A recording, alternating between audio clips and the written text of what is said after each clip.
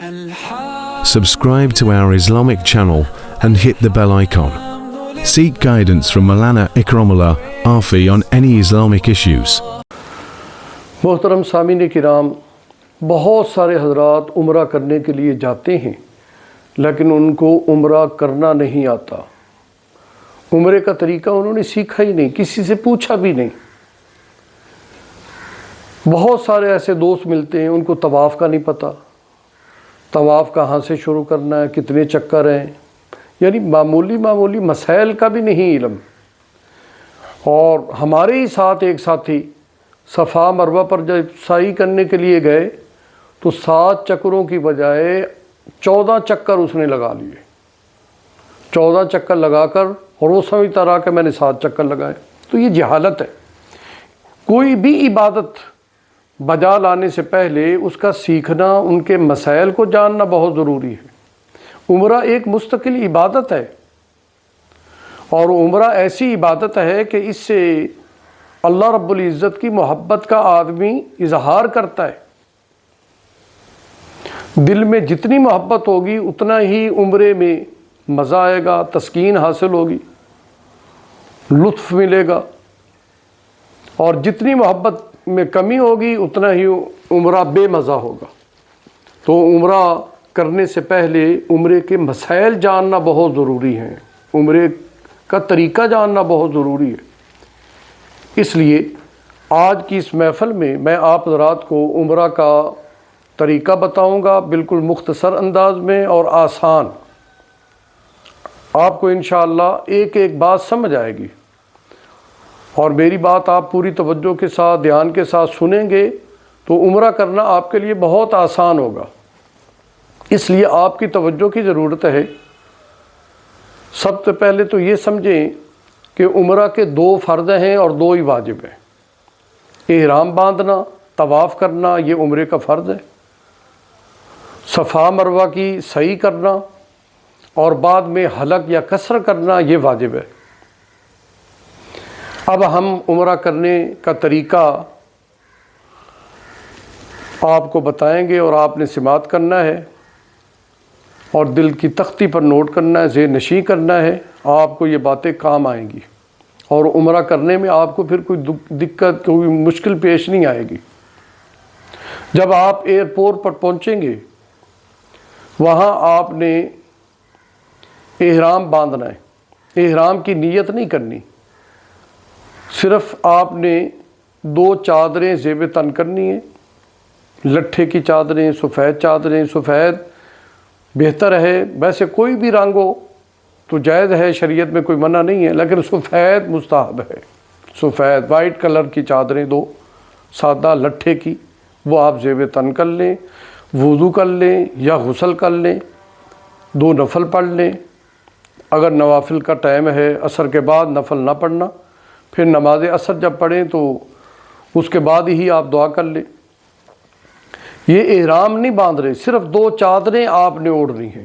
اور عورتوں کے لیے تو ان کا اپنا لباس ہی ہے، بس یہ ہے کہ وہ پردے میں رہیں، ان کے سر کا کوئی بال نظر نہ آئے، اور کھلا لباس ہو عورت کا، تنگ لباس نہ ہو، وہ تو ویسے ہی ناجائز ہے، غیر شرعی لباس ہے۔ اور ایسے ہی ناخن وغیرہ آپ پہلے کاٹ لیں، اپنی حجامت پہلے بنا لیں، خاص طور پر مستورات اپنے ناخنوں کو کاٹ لیں، یہ ناخن بڑے رکھتی ہیں اور حدیث پاک میں منع آیا ہے۔ ایئرپورٹ پر آپ نے، یعنی مردوں نے، چادریں اوڑھ لینی ہیں، پھر ہوائی جہاز میں بیٹھ جانا ہے۔ جب میقات قریب آئے گی تو ہوائی جہاز سے ہی آپ کو اناؤنس ہوگا، اعلان ہوگا کہ میقات قریب آ رہی ہے، آپ نیت کر لیں۔ اس وقت آپ نے نیت کرنی ہے، اے اللہ، میں عمرے کی نیت سے احرام باندھتا ہوں یا احرام باندھتی ہوں، میرے لیے عمرہ آسان فرما دے۔ یہ نیت ہے۔ نیت کرنے کے فوراً بعد آپ نے تلبیہ پڑھنا ہے، لبیک اللہم لبیک، لبیک لا شریک لک لبیک، ان الحمد والنعمت لک والملک لا شریک لک۔ یہ تلبیہ آپ کو یاد ہونا چاہیے، اس کو زبانی ازبر یاد کریں، یہ بہت بڑا وظیفہ ہے۔ حج پر جانے والوں کے لیے، عمرہ پر جانے والوں کے لیے یہ بہت بڑا ترانہ ہے، اور اللہ رب العزت کو یہ الفاظ، یہ جملے بہت پسند ہے۔ جب بندہ مومن کہتا ہے نا لبیک اللہم لبیک، تو آگے سے جواب ملتا ہے اللہ کی طرف سے، اے میرے بندہ تو حاضر ہے تو میں تیری حاضری کو میں قبول کر لوں گا۔ تو اس لیے تلبیہ یاد ہونا چاہیے۔ اکثر حاجیوں کو تلبیہ ہی نہیں آتا، یاد ہی نہیں کیا انہوں نے، اور یہ نیت کا واجب ہے۔ نیت میں 3 چیزیں آتی ہیں، مردوں کے لیے 2 چادروں کا اوڑھنا، پھر نیت کرنا عمرے کی، احرام باندھنے کی، اور نمبر 3 تلبیہ کرنا۔ اگر تلبیہ نہ پڑھا تو نیت نہیں ہوگی، آدمی احرام میں نہیں آئے گا، محرم نہیں بنے گا۔ اس لیے، اور عورتوں کا احرام تو یہ کھلا لباس، اور ان پر جو دوپٹہ یا چادر ہو وہ باریک نہ ہو کہ جس سے بال نظر آئیں، ورنہ احرام نہیں ہوگا۔ بالکل اپنے بالوں کو چھپا کر رکھنا ہے، سمیٹ کر رکھنا ہے، اور لباس کھلا ہو کہ بدن کی نوعیت اور عیا نہ ہو، ظاہر نہ ہو۔ نیت کر لے دیے، تلبیت پڑھ لینا ہے، اب آپ محرم بن گئے۔ احرام کی ساری پابندیاں آپ پر لاگو ہو گئیں۔ کیا پابندیاں؟ احرام باندھنے کے بعد جب آپ محرم بن گئے، خوشبو لگانا آپ کے لیے منع ہو گئی، خوشبو والا صابن بھی آپ استعمال نہیں کر سکتے، اور مردوں کے لیے بند جوتا پہننا منع ہے، سلا ہوا کپڑا پہننا منع ہے مردوں کے لیے، سروں پہ کپڑا لینا منع ہے۔ عورتوں کے لیے تو ضروری ہے کیونکہ وہ تو پردہ ہے، پورا بدن ہی ان کا ستر ہے۔ یہ مردوں کی بات کر رہا ہوں۔ پاؤں کی ابری ہوئی اوپر والی ہڈی وہ ننگی ہونا ضروری ہے، اس لیے بوٹ نہ پہنے جائیں، چپل پہنی جائے۔ مکھی مچھر مارنا منع ہے۔ یہ پابندیاں ہیں محرم کے لیے، اور ان پابندیوں میں رہے گا، سر کو بھی نہیں ڈھانپے گا، اپنے چہرے کو بھی نہیں ڈھانپے گا۔ پھر آپ جب حرم شریف میں پہنچیں گے، حرم میں داخل ہوں گے، تو آپ کی پہلی نظر بیت اللہ پر پڑے گی۔ جیسے ہی پہلی نظر آپ کی بیت اللہ شریف پر پڑے، راستے سے ایک سائڈ پر کھڑے ہو کر، تاکہ آنے جانے والوں کے لیے آپ رکاوٹ نہ بنے، آپ نے دعاؤں میں مصروف ہو جانا ہے، اور یہ دعا کرنی ہے، اے اللہ تیری توفیق سے، تیرے کرم اور فضل سے مجھے حاضری یہاں کی نصیب ہوئی ہے، کریم اللہ مجھے بار بار زندگی میں حاضری نصیب فرماتے رہنا، اور امن و سلامتی کی جتنی دعائیں مسلمان مانگ رہے ہیں، یا اللہ وہ سلامتیاں مجھے بھی عطا فرمانا، وہ عافیتیں مجھے بھی عطا فرمانا، یا کریم اللہ حرمین شریفین کی برکات انوارات مجھے عطا فرمانا، اور اپنی رحمتوں سے مجھے محروم نہ فرمانا۔ اے اللہ مجھے اپنے محبوب بندوں میں شامل فرمانا۔ خوب دعائیں کریں، ڈٹ کر دعائیں کریں، بیماریوں سے نجات حاصل کرنے کی دعا کریں، پریشانیاں دور کرنے کی دعا کریں۔ ہم گداگر بن کر گئے، اپنا سلا ہوا لباس اتار کر گئے، ہم چادریں اوڑھ کر گئے، گویا باور کرا رہے کہ ہم اللہ تیرے عاشق بن کر آئیں، سر کے بال بکھرے ہوئے ہیں کیونکہ کنگھی تو کرنی نہیں۔ محرم کے لیے یہ بھی ضروری ہے کہ اس کا کوئی بال اکھڑے نہ اور نہ کٹے، نہ داڑھی کا نہ سر کا۔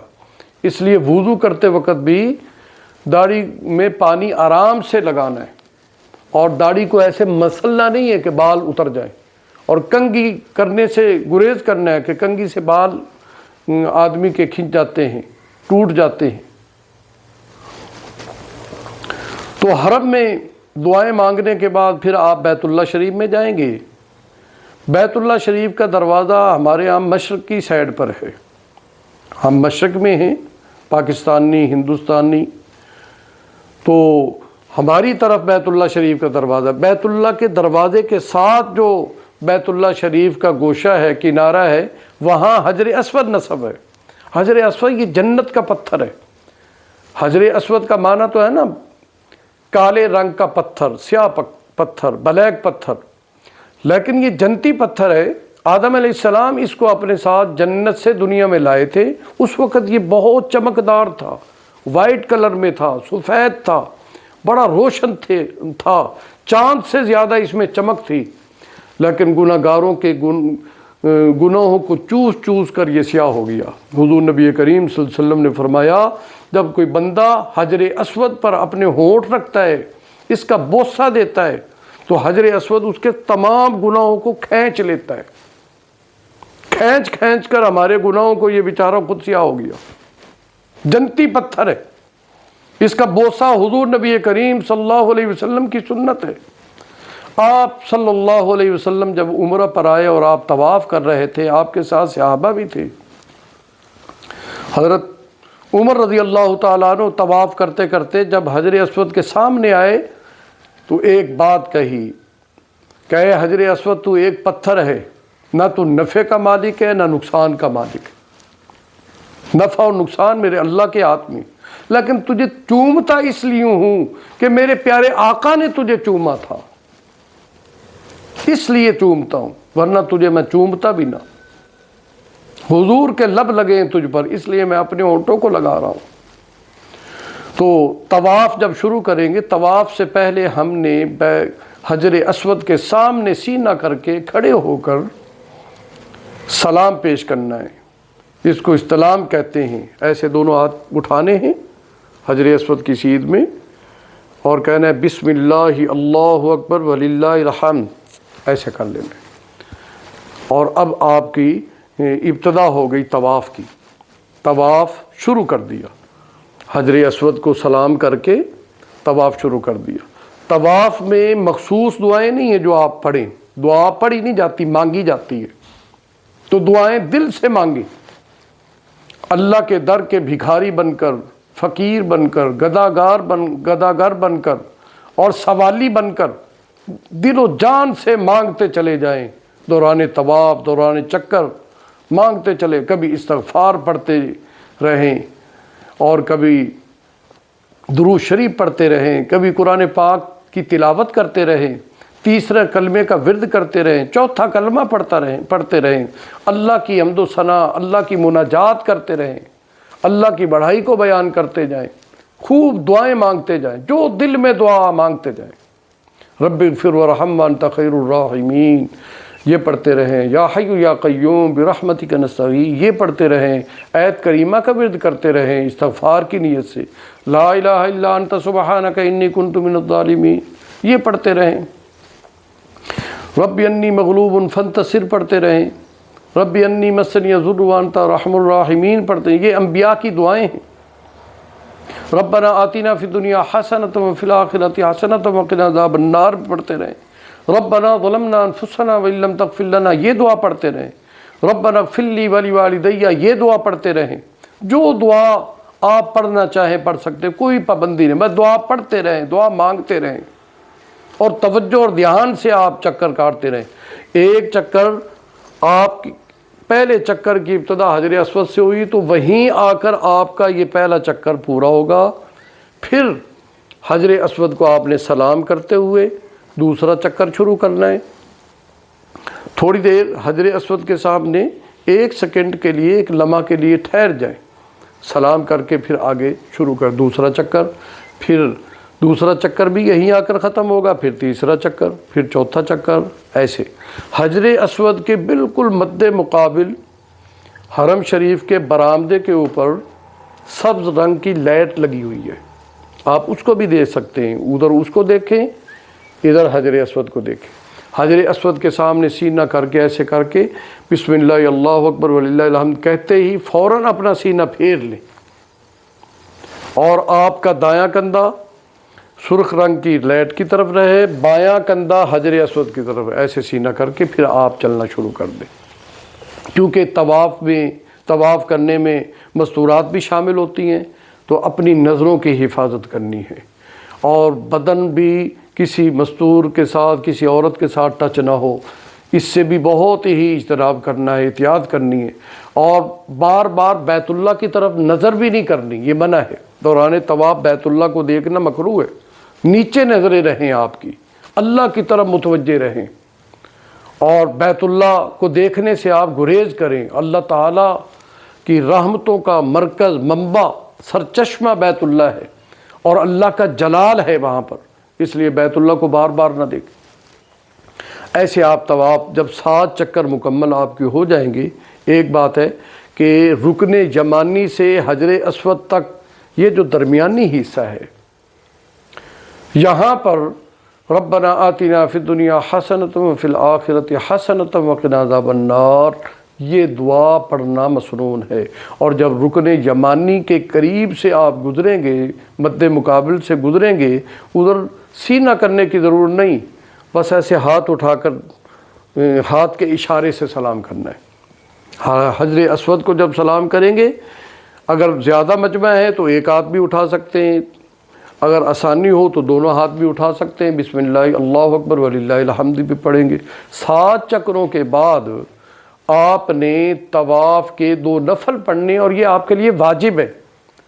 اصل تو یہ ہے کہ ان نفلوں کو آپ نے مقام ابراہیم کے قریب پڑھنا ہے، لیکن رش ہوگا، مجمع ہجوم زیادہ ہوگا، وہاں پڑھنے میں دقت ہوگی، یکسوئی پیدا نہیں ہوگی، اس لیے پھر ذرا ہٹ کر جہاں آپ تنہا میں ہوں، جہاں یکسوئی کے ساتھ آپ نفل پڑھ سکیں وہاں آپ پڑھ سکتے ہیں۔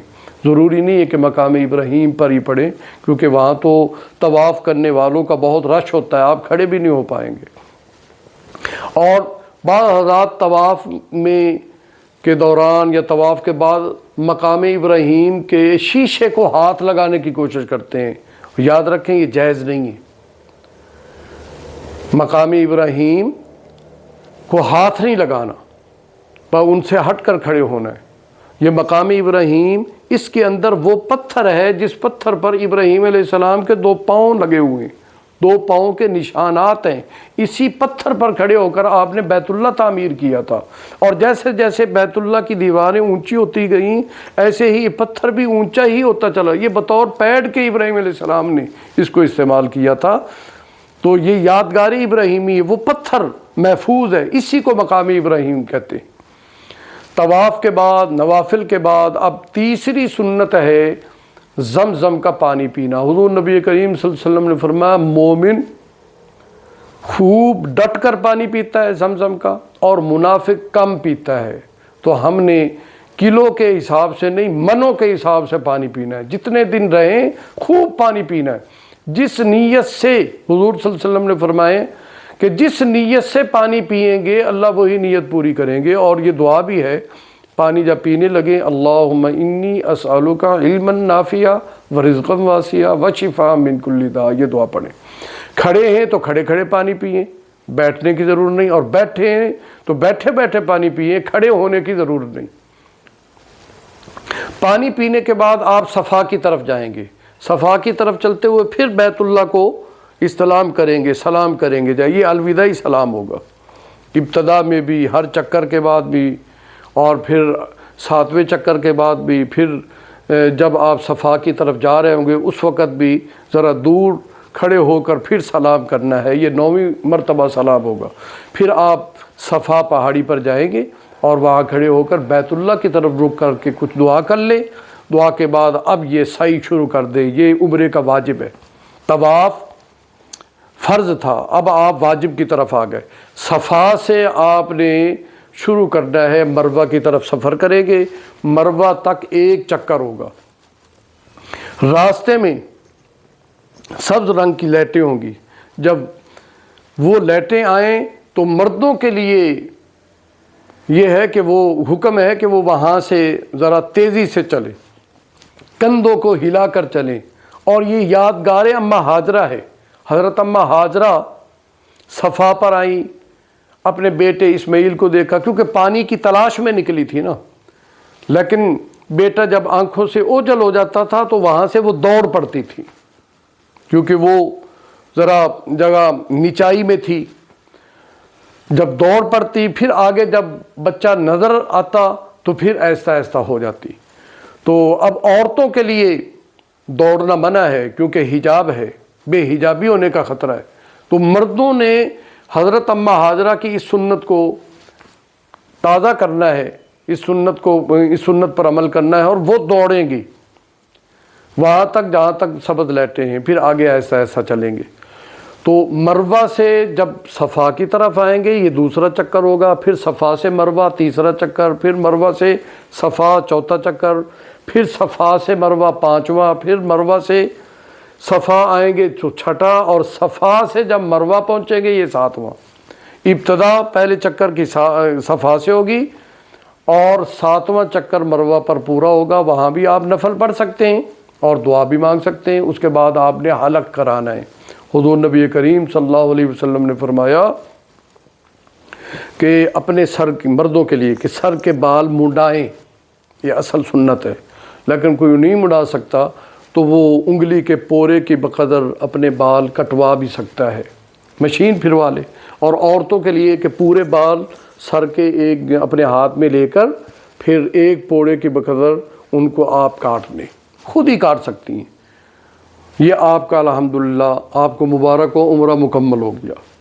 اب آپ غسل کریں گے، یہ مسنون ہے، اور غسل کے بعد آپ اپنے کپڑے پہنیں۔ عورتیں تو احرام سے نکل گئی، احرام مکمل ہو گیا، ان کے وہی کپڑے ہی ہیں، باقی مرد حضرات اپنے چادریں اتار کر اپنے کپڑے پہن لیں گے۔ الحمدللہ یہ عمرہ تھا۔ عمرہ، اور جب تک آپ مکہ مکرمہ میں رہیں آپ دعائیں مانگتے رہیں، اللہ رب العزت کی بڑھائی کو بیان کرتے رہیں۔ تیسرے کلمے کا، پہلے کلمے کا بہت زیادہ ورد کریں اور چوتھے کلمے کا بہت زیادہ ورد کریں۔ تلبیہ اس وقت تک تھا جب تک آپ حرم میں داخل نہیں ہوئے، جیسے ہی آپ حرم میں داخل ہوئے تلبیہ بند ہو جائے گا۔ اب اس کے بعد تلبیہ حالت احرام میں نہیں ہے۔ دوسرا عمرہ کرنا چاہیں تو اس کے لیے آپ مقام تنعیم جسے مسجد عائشہ کہتے ہیں وہاں سے جا کر احرام باندھ سکتے ہیں۔ مقام جیرانہ سے جو مکہ مکرمہ سے تقریباً 30 کلومیٹر دور ہے وہاں سے بھی احرام باندھ سکتے ہیں۔ حضرت عائشہ رضی اللہ تعالیٰ عنہ نے احرام مقام تنعیم سے مسجد عائشہ سے باندھا تھا، اس لیے اس مقام پر جو مسجد بنائی گئی اس کا نام مسجد عائشہ رکھا گیا، کیونکہ حضرت عائشہ نے وہاں سے احرام باندھا تھا۔ اور حضور نبی کریم صلی اللہ علیہ وسلم نے عمرے کا احرام جیرانہ سے باندھا تھا، وہاں بھی مسجد ہے، سارے انتظامات موجود ہیں، غسل خانے بھی ہیں اور وضو خانے بھی ہیں، سب کچھ آپ وہاں احرام وغیرہ باندھ سکتے ہیں، وہیں نفل پڑھ کر نیت کر کے آ سکتے ہیں۔ بہتر یہ ہے کہ جیرانہ کے مقام سے احرام باندھیں۔